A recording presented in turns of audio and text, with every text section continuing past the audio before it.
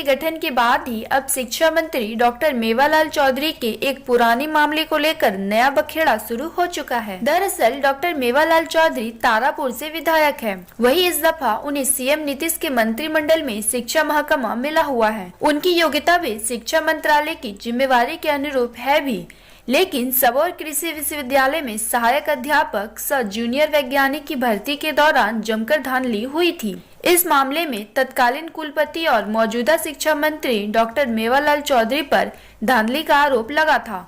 वही इस मामले में सबौर थाना में डॉक्टर मेवालाल चौधरी पर प्राथमिकी भी दर्ज करवाया गया था। हालांकि अभी फिलहाल वो उच्च न्यायालय से अग्रिम जमानत पर है।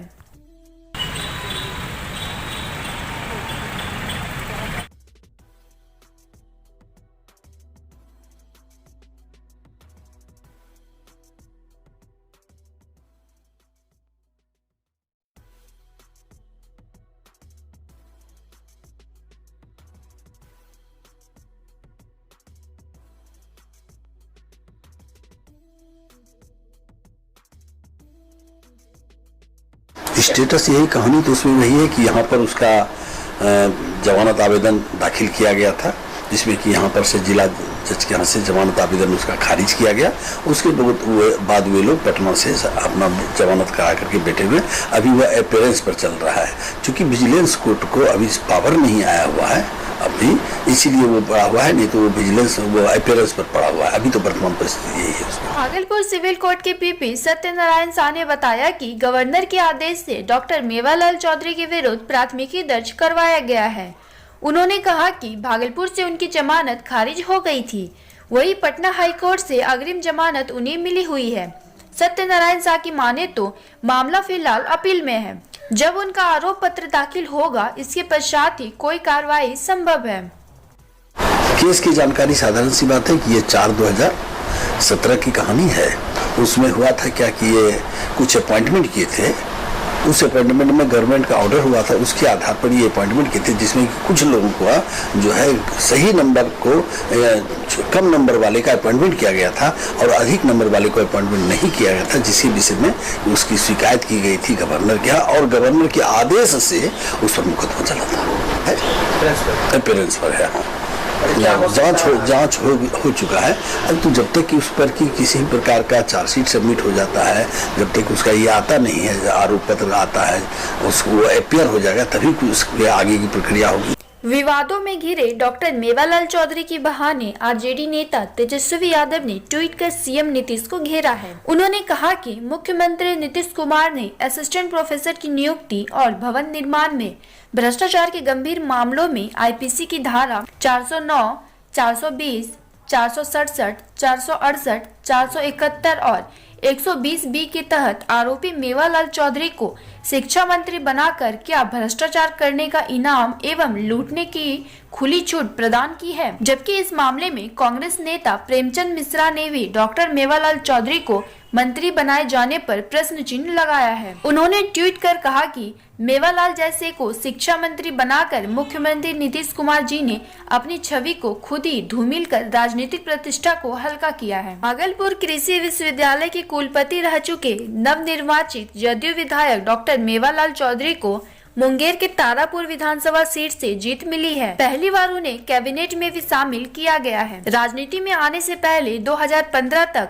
डॉक्टर मेवालाल चौधरी भागलपुर के सबौर में कृषि विश्वविद्यालय के कुलपति थे। वही 2015 में सेवानिवृत्त होने के बाद उन्होंने राजनीति का रुख किया है। चुनाव में सफल होने के पश्चात डॉक्टर मेवालाल पर नियुक्ति घोटाले का गंभीर आरोप लगा। यही नहीं, इसमें 2017 में केस दर्ज किया गया था। फिलहाल इस मामले में विधायक को कोर्ट से अंतरिम जमानत मिली हुई है।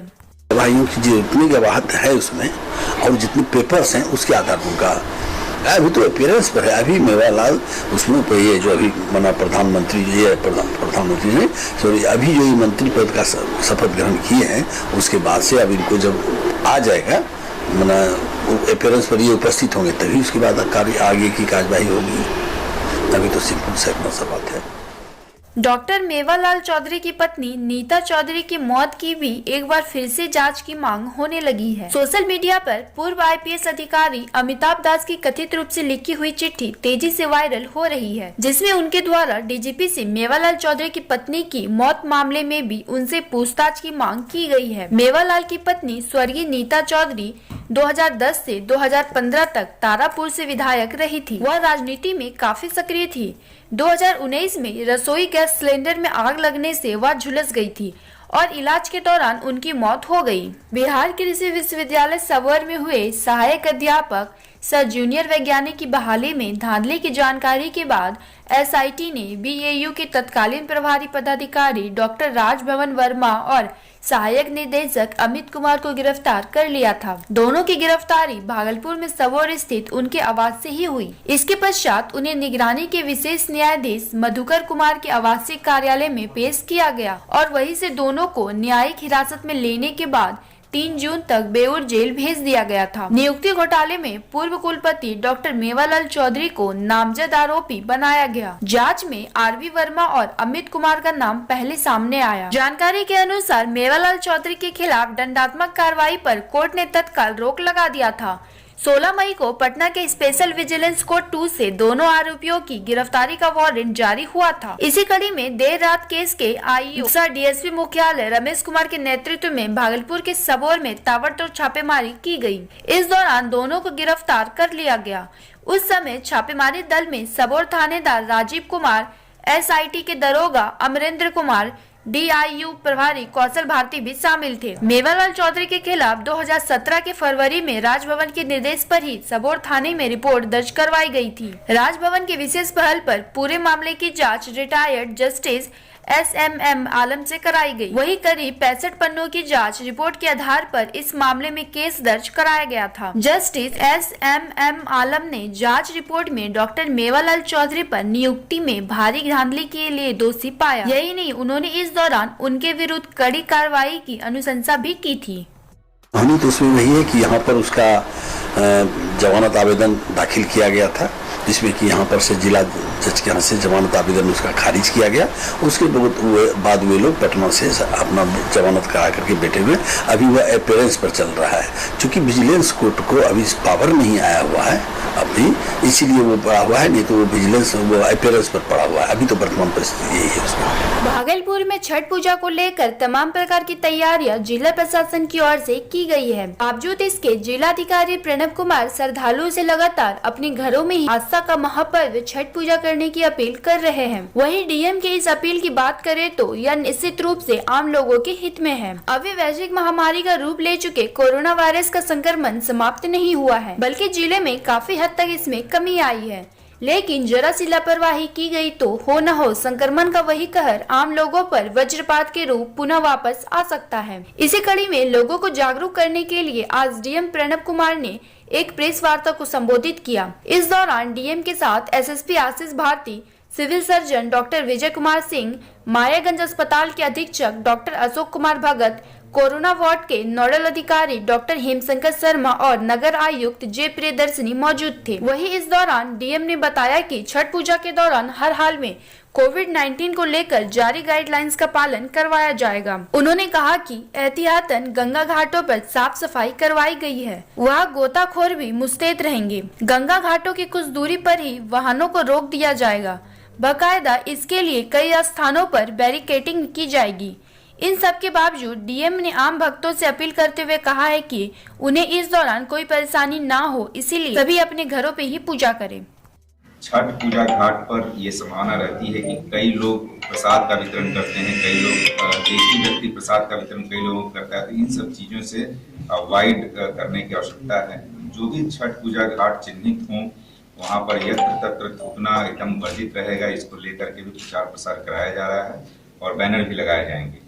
तालाब में या कहीं भी आप जा रहे हैं जो सार्वजनिक जल स्रोत हैं, तो वहां पर अर्घ्य देने के दौरान डुबकी लिया जाना उचित नहीं है।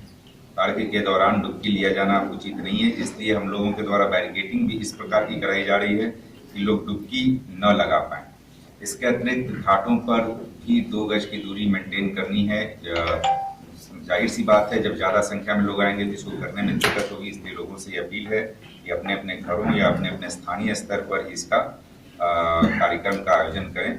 कोई भी सामुदायिक भोज, प्रसाद या भोग का वितरण नहीं किया जाएगा वैसे लोकेशन पे जहाँ सार्वजनिक रूप से किया जा रहा है। इसके अतिरिक्त यह भी अपील है कि 60 वर्ष से अधिक उम्र के व्यक्ति या 10 वर्ष से कम उम्र के बच्चे, बुखार से ग्रस्त लोग या अन्य गंभीर बीमारियों से ग्रस्त लोग छठ घाट पर बिल्कुल न जाएं। प्रेस वार्ता के दौरान डीएम ने कहा कि गंगा में भगवान भास्कर को आरती देते समय सामाजिक दूरी बेहद जरूरी है।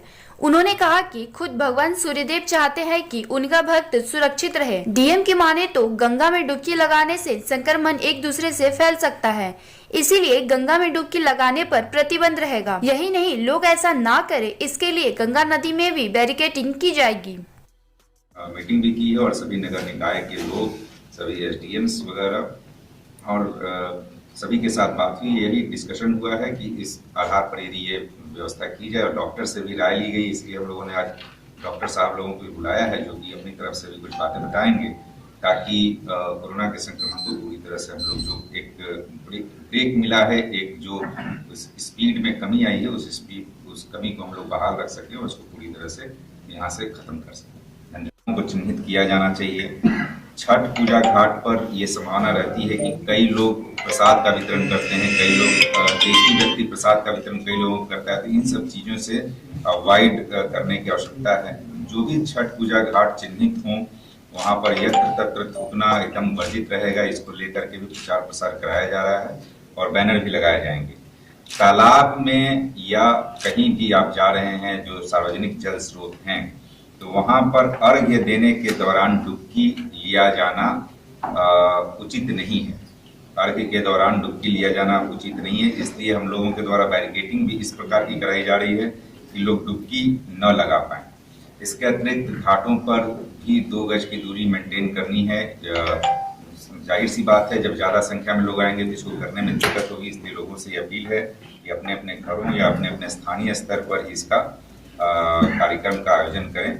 कोई भी सामुदायिक भोज, प्रसाद या भोग का वितरण नहीं किया जाएगा वैसे लोकेशन पे जहाँ सार्वजनिक रूप से किया जा रहा है। इसके अतिरिक्त यह भी अपील है कि 60 वर्ष से अधिक उम्र के व्यक्ति या 10 वर्ष से कम उम्र के बच्चे, बुखार से ग्रस्त लोग या अन्य गंभीर बीमारियों से ग्रस्त लोग छठ घाट पर बिल्कुल न जाएं। प्रेस वार्ता के दौरान डीएम प्रणब कुमार के साथ मौजूद डॉक्टर की टीम ने भी आम श्रद्धालुओं से अपने घरों में ही छठ पूजा करने की दरख्वास्त की है। Civil surgeon doctor Vijay Kumar Singh ने कहा कि इन दिनों दिल्ली में कोरोना का संक्रमण तेजी से फैल रहा है। वही पूजा में दिल्ली से काफी संख्या में लोग अपने घर आते हैं। ऐसे में एक स्थान पर संयुक्त रूप से पूजा करने से लोगों के बीच संक्रमण निश्चित रूप से फैल सकता है। इसीलिए अच्छा होगा कि श्रद्धालु अपने घर या स्थानीय तालाब में छठ पूजा करें। कोरोना के विषय में और छठ महापर्व लेकर लोग कोरोना का जो संक्रमण उसको किस तरह से कम किया जाए और किस तरह से उसमें हम लोग काम करें, इस संबंध में मेरा ये विशेष ये कहना रहेगा कि देखिए, आप लोगों को पता होगा कि जिस समय ये बाहर में महाराष्ट्र वगैरह इस समय पहले फैला था और वहाँ से बहुत सारे प्रवासी लोग आए यहाँ पर, और आने के बाद हम लोग के एरिया में भी कोरोना का संक्रमण बहुत ज़्यादा एकाएक हो गया। बहुत सारे मौत भी हुई और बहुत दिनों तक वैसा चला, खासकर जुलाई में, अगस्त में। उसके बाद धीरे धीरे हम लोगों ने यहाँ टेस्ट कराना जारी रखा। 5000-6000 टेस्ट हम लोग रोज करा रहे हैं। उसके अनुसार हम लोग अस्पताल में भर्ती भी कर रहे हैं। सीसीसी में लोगों को भर्ती किए, लोगों को आइसोलेशन में रखे, और उसका नतीजा ये हुआ है कि हम लोगों का संक्रमण धीरे धीरे कम होते होते अब 10, 12, 15 हो गया है, और भविष्य में हम आशा करते हैं कि उससे भी कम होगा। जबकि डॉक्टर अशोक भगत ने सभी से अपील करते हुए कहा कि अगर जिले वासियों को संक्रमण से बचना है तो अपने घरों पर ही पूजा करना होगा, अन्यथा संक्रमण को रोकने में काफी परेशानी होगी। तो जो टेस्टिंग करते हैं उसमें से नंबर ऑफ केसेस घट गए। जैसे कि परसों दिन हमारा नील काफी एक भी टेस्ट पॉजिटिव नहीं था, कल 3-4 पॉजिटिव आए। तो इस तरह से देख रहे हैं नंबर ऑफ केसेस तो घटे, लेकिन जो बाहर से प्रवासी, जो बाहर के लोग यहाँ छठ करने के लिए आएंगे, उसकी वजह से हम लोग थोड़े संकट में हम लोग पड़ सकते हैं। अगर वो इस तरह के खुले जगह पे जाकर अगर अर्घ देते हैं या इस तरह करते हैं, तो उन लोग से अपील रहेगा कि सारे लोग जो हैं अपना जाए तो जरूर, लेकिन मास्क और जितना भी सोशल डिस्टेंसिंग का जो भी स्टैंडर्ड प्रोटोकॉल बना हुआ है इस बीमारी के लिए, उसको अवश्य ही फॉलो करें।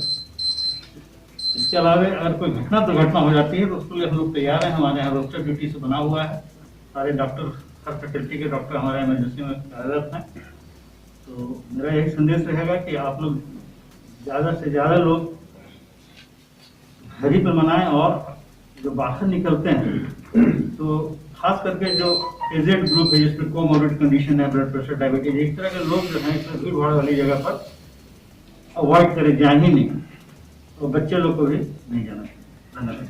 वहीं कोरोना वार्ड के नोडल अधिकारी डॉक्टर हेमशंकर शर्मा ने कहा कि उनकी पूरी टीम कोरोना संक्रमित मरीजों की सेवा में जुटे रहते हैं। बावजूद इसके कई दफा बुजुर्ग और बच्चों को बचाने में वह असफल रह जाते हैं।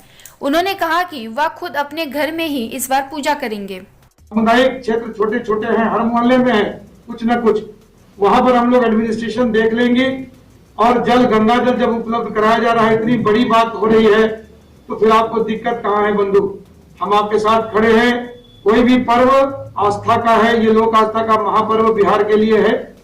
ये जीवन को बढ़ाने के लिए होती है, सूर्य देवता से जिंदगी मांगी जाती है। ऐसा कर्म ना करें कि जिंदगी देनी पड़े, और फिर कोरोना होने के बाद ये बीमारी जिसके बारे में अभी तक कुछ भी हमारे पास नहीं है, मैं एक पंक्ति में कहूँ तो इसका कोई इलाज हमारे पास अभी तक सटीक नहीं है। ऐसी जगह में हमें कॉर्नर मत करिए एज डॉक्टर, कि जहां हम भी कुछ न कर पाए, हम लोग भी प्राय। डीएम प्रणव कुमार ने बताया कि इस बार छठ घाट पर 60 वर्ष से अधिक उम्र वालों और 10 वर्ष से कम उम्र वालों बच्चों के जाने पर प्रतिबंध लगा दिया गया है। इस दौरान निजी नाव भी गंगा में नहीं चलेगी, जबकि एसएसपी आशीष भारती ने गाइडलाइंस का उल्लंघन करने वालों पर सख्त कार्रवाई करने की बात कही है। जिसके अनुसार जिला प्रशासन द्वारा गाइडलाइन जारी किया गया है, उसके संबंध में आप लोग को बताया गया है। उसमें मुख्य रूप से बस मैं कुछ बातें कहना चाहूंगा कि सबसे पहले कि अभी कोरोना का डर भले खत्म हुआ हो, लेकिन कोरोना खत्म नहीं हुआ है। सभी लोग को ये चीज समझना है, और हम लोग सभी लोग जो इस पर्व को मनाते हैं, तो उस पर्व को मनाने का मुख्य उद्देश्य रहता है कि अपने परिवार और अपने जीवन में सभी को एक लंबी आयु या खुशियों के लिए करते हैं। तो ये आवश्यक है कि हम लोग इसको इस प्रकार से करें, पर्व जरूर मनाएं, लेकिन इस प्रकार से करें कि सभी लोग सुरक्षित रहें, सभी लोगों को किसी प्रकार की कोई समस्या नहीं हो। इसलिए जो गाइडलाइन है उसका अधिक से अधिक पालन करें। विशेष करके बच्चे और जो बूढ़े हैं उनको तो बिल्कुल ही वहाँ पे नहीं आना है जो घाटों पे, और अधिक से अधिक अगर अपने घर में डालेंगे तो घाटों पर भीड़ नहीं लगेगी, और भीड़ नहीं लगेगी तो फिर उसका फैलने का खतरा भी नहीं रहेगा। और जो व्यवस्था की जा रही है गंगा जल उपलब्ध करा। डीएम ने कहा कि जिले में हनुमान घाट और वाटर वर्क्स बरारी गंगा घाट को संवेदनशील स्थान घोषित किया गया है।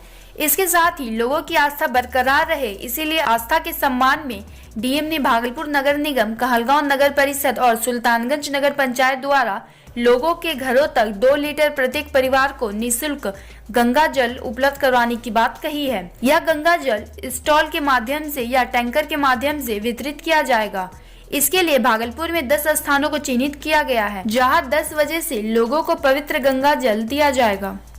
स्थान है, बुरहट्टा चौक है, तिलकामांझी चौक है, इसी तरह से उसको रोटेशन वाइज भी और गतिशील बनाकर भी टैंकर के माध्यम से लोगों को गंगा का शुद्ध जल भी वहाँ उपलब्ध कराया जाएगा, ताकि जो मन में जो आस्था है उस आस्था की भी पूर्ति हो सके। और जो कोरोना संक्रमण से बचाव के लिए आवश्यकता है कि हम लोग एक जगह भीड़ न जुटाएं, इसकी भी व्यवस्था ये संभव हो सकती है, इसकी व्यवस्था की जा रही है।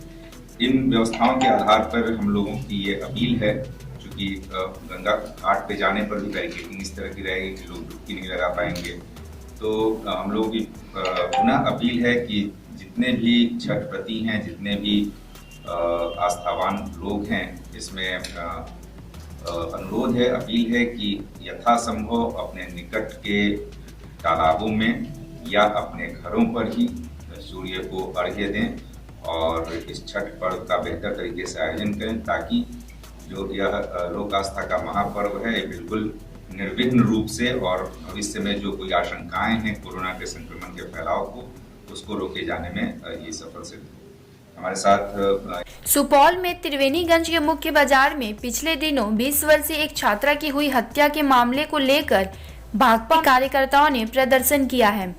इस दौरान भाकपा माले के कार्यकर्ताओं ने जिला प्रशासन से जल्द छात्रा के हत्यारों को गिरफ्तार करने की मांग की है। सुपौल से कैथन टीवी नेटवर्क ग्रुप के लिए जिला चीफ ब्यूरो बलराम कुमार की खास रिपोर्ट।